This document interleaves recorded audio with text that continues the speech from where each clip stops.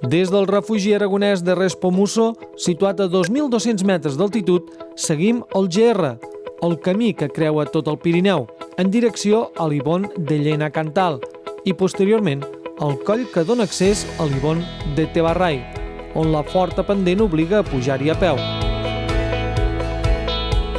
Poc més de 130 metres ens separen del cim del mateix nom, el pic de Tebarrai, de 2.916 metres d'altitud, amb unes espectaculars vistes a un costat i a l'altre de l'aresta.